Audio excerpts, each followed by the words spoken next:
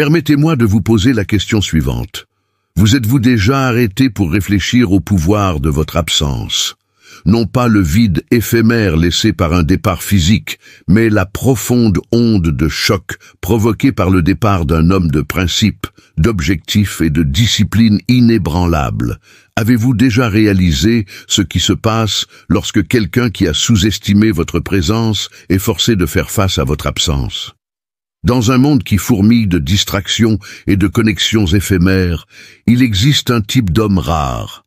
Un homme qui s'ancre dans sa propre valeur, qui refuse de rechercher la validation et qui impose le respect non pas par la demande, mais en incarnant la vertu. Lorsqu'un tel homme s'éloigne, ce n'est pas par colère ou par vengeance, mais par sagesse. Il s'éloigne parce qu'il sait que sa paix et son but ne peuvent être compromis, même par amour. Ce moment où une femme réalise qu'elle a perdu un tel homme est transformateur pour elle et pour vous. Ce n'est pas seulement le reflet de son regret, mais un témoignage de votre force.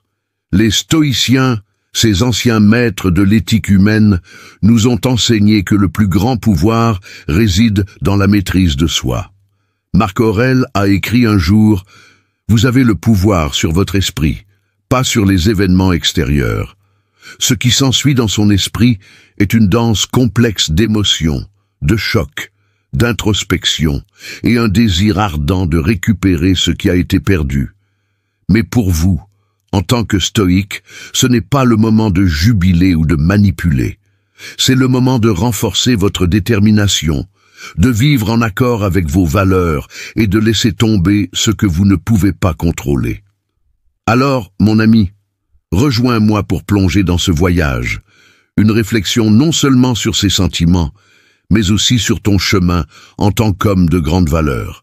Décortiquons la sagesse des anciens et découvrons comment votre force à vous éloigner peut mener à une vie de clarté, d'objectifs et de respect indéniable. Le choc initial est le suivant. Une femme qui vous considérait comme inébranlable, toujours présent, est maintenant confrontée à votre absence. Ce n'est pas subtil, c'est un raz-de-marée de prise de conscience. L'homme sur lequel elle comptait, qui se tenait fermement, n'est plus là. C'est le choc. Le vide laissé derrière elle n'est pas seulement dû au fait de vous avoir perdu. Il s'agit de perdre ce que vous représentiez. Votre force, votre stabilité, votre refus de rechercher la validation.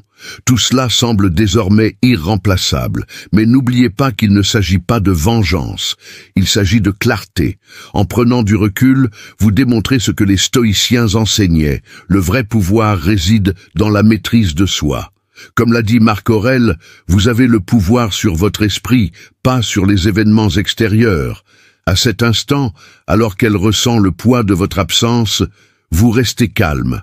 Non par dépit, mais parce que vous savez que votre valeur n'est pas liée à sa réaction. Son choc est son fardeau.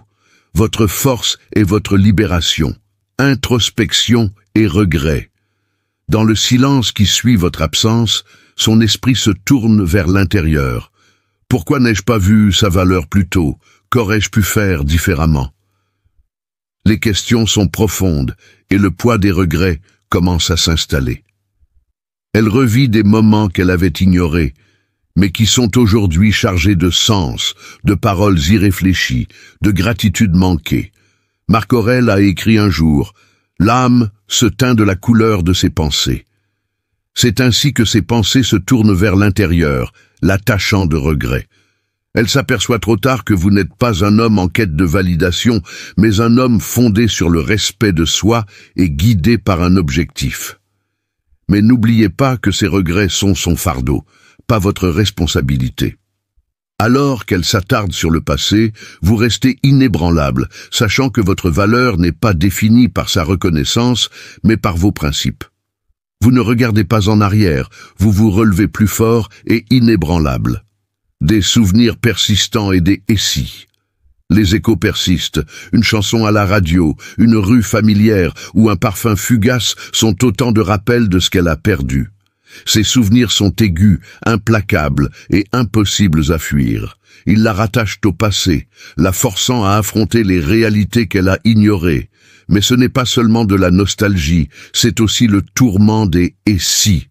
Et si je l'avais apprécié davantage? Et si je n'avais pas laissé ma fierté m'entraver? Ces questions tourbillonnent sans fin, l'enfermant dans un cycle de doutes et de regrets. Comme le disait Sénèque, nous souffrons plus souvent en imagination que dans la réalité. Alors qu'elle se débat avec les ombres du passé, vous, le stoïque, restez fermement dans le présent. Vous comprenez que le passé est un professeur, pas une prison. Ces souvenirs peuvent la hanter, mais ils ne vous définissent pas. Vous allez de l'avant avec un but précis, alors qu'elle reste enchaînée aux fantômes de ce qui a été. C'est aussi cela le pouvoir de votre absence. Montrer que la seule façon de vivre vraiment est de profiter de l'instant présent, et non de rester dans l'illusion de ce qui aurait pu être. Tentative de reconnexion. Et c'est alors que la portée commence. Un message, au ton décontracté, mais lourd d'intention. Je pensais justement à toi. Un commentaire sur un souvenir commun. Une question subtile sur votre vie. Ce ne sont pas des actes aléatoires, ce sont des étapes calculées, une tentative discrète de réintégrer le monde qu'elle pensait pouvoir laisser derrière elle. Mais vous le voyez clairement, il ne s'agit pas seulement d'un désir pour vous, mais aussi pour le contrôle que votre présence lui donnait autrefois. Comme l'a dit Épictète, ce n'est pas ce qui vous arrive qui compte, mais la façon dont vous y réagissez. C'est le moment de rester calme. Répondez si vous le souhaitez, mais uniquement avec clarté et selon vos conditions. En restant ferme, vous lui rappelez ainsi qu'à vous-même que votre valeur ne se négocie pas. Ses regrets ne sont pas un fardeau à porter pour vous. C'est alors qu'elle se rend compte que ce qu'elle a perdu n'était pas qu'un simple objet. Ce qu'elle a perdu, ce n'est pas seulement un homme, mais une rareté. Vous n'étiez pas comme les autres, facilement influençables ou désespérément en quête de validation. Vous aviez les pieds sur terre, vous étiez autonome et vous étiez guidé par des principes qui vous élevaient au-delà de l'ordinaire. Cette prise de conscience est la plus profonde. Elle commence à comprendre que votre absence n'est pas simplement un vide à combler, mais un rappel du lien qu'elle aura du mal à reproduire. C'est un rappel du lien qu'elle aura du mal à reproduire. Comme l'a dit Marc Aurèle, si ce n'est pas bien, ne le fais pas. Si ce n'est pas vrai, ne le dis pas. Vous avez vécu selon ce credo, inébranlable, dans votre authenticité, et maintenant cette intégrité est ce qui vous distingue. Sa compréhension de votre singularité est douce amère, car elle arrive trop tard. Tandis qu'elle se débat avec le poids de cette vérité, vous continuez à vous élever, votre force n'étant pas diminuée par sa reconnaissance, mais amplifiée par votre adhésion à vos propres valeurs. Rappelez-vous que vous n'êtes pas défini par ces regrets. Votre valeur réside dans la vie que vous avez construite, les principes que vous défendez et la détermination inébranlable que vous incarnez. À ses yeux, vous êtes irremplaçable, mais dans votre cœur, vous savez que c'est simplement le pouvoir d'une vie vécue dans un but précis, des leçons stoïciennes pour l'homme de valeur. Maintenant, mon ami, déplaçons notre regard de son voyage au vôtre, car si ces prises de conscience ont du poids, ce sont vos actions et votre état d'esprit qui définissent véritablement l'histoire. En tant qu'homme de valeur, votre chemin n'est pas guidé par une validation externe, mais par les vertus stoïques de la maîtrise de soi, de la sagesse et de la détermination. Le détachement émotionnel est une force. Se détacher n'est pas être froid ou indifférent, c'est se maîtriser, libérer son esprit du chaos des émotions des autres. Épictète nous enseigne que la liberté est le seul but valable dans la vie.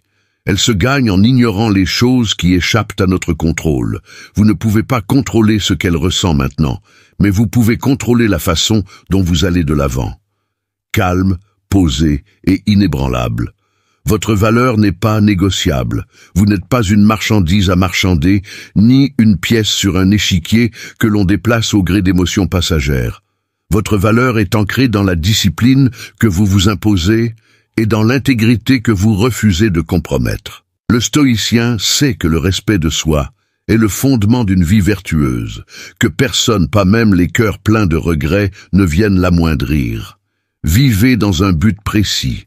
Votre voyage ne s'arrête pas ici, il commence à nouveau. Marc Aurèle nous rappelle qu'il faut faire chaque acte de sa vie comme si c'était le dernier. Concentrez-vous sur votre croissance, vos ambitions et l'héritage que vous souhaitez construire. Sa reconnaissance de votre caractère unique est un témoignage de ce que vous saviez déjà. Vous êtes un homme d'envergure qui emprunte un chemin que peu de gens osent emprunter. Que ses regrets lui servent de leçon. Si son introspection peut l'amener à se transformer, ce n'est pas à vous de juger ou de contrôler. Comme le disait Sénèque, le temps découvre la vérité. Son voyage n'appartient qu'à elle, tout comme le vôtre n'appartient qu'à vous. Vous êtes l'incarnation de la résilience stoïque, un homme qui ne vacille pas face à la perte ou au regret. Vous allez de l'avant non pas parce que vous êtes indifférent, mais parce que vous comprenez que la véritable force réside dans le fait de vivre pleinement, de façon déterminée, et sans se voiler la face. Ainsi, à chaque pas, rappelez-vous ceci. Le guerrier stoïque ne cherche pas à être compris ou désiré. Il ne cherche qu'à vivre en harmonie avec ses valeurs, laissant derrière lui un héritage de force qui parle plus fort que n'importe quel mot. Permettez-moi de vous laisser sur cette pensée. Votre parcours en tant qu'homme de valeur n'est pas défini par ceux qui restent ou ceux qui regrettent d'être partis. Il se définit par la constance avec laquelle vous vivez selon vos principes. Votre valeur n'est pas déterminée par les perceptions des autres, mais par la vie que vous vous construisez. Marc Aurèle a dit un jour « Ne perdez plus de temps à discuter de ce que doit être un homme bon, soyez-en un. Et c'est là, mon ami, votre voie. Vous ne courez pas après la validation et vous ne laissez pas les regrets vous envahir. Les vôtres ou les siens vous détourne de votre objectif. Vous vous levez chaque jour avec clarté, concentré sur ce qui vous attend. Savoir que votre force ne vient pas de ce que vous avez perdu, mais de l'homme que vous êtes devenu. Ces sentiments de perte, ces souvenirs, ces hypothèses, ne sont pas votre fardeau. Ce sont simplement les reflets d'une vie que vous avez touchée et d'une norme que vous avez établie. Mais vous ne vous y attardez pas. Au contraire, vous allez de l'avant avec la sagesse des stoïciens comme guide, sans être ébranlé par le passé et sans être distrait par ce que vous ne pouvez pas contrôler. Incarnerez-vous la discipline, la clarté et la force qui vous distinguent? Le choix vous appartient. Ne vivez pas pour la reconnaissance éphémère des autres, mais pour la fierté inébranlable d'une vie vécue dans un but précis. C'est la marque d'un véritable guerrier stoïcien. C'est le pouvoir de savoir que l'on se suffit à soi-même. Si vous avez trouvé de la sagesse dans ces mots et que vous êtes prêt à embrasser le chemin du guerrier stoïcien, ne vous arrêtez pas ici. Abonnez-vous à Ultimate Stoicism pour plus d'idées intemporelles et d'enseignements transformateurs. Appuyez sur le bouton « J'aime » pour montrer votre soutien et rejoignez une communauté dédiée à la force, à l'objectif et à la maîtrise de soi.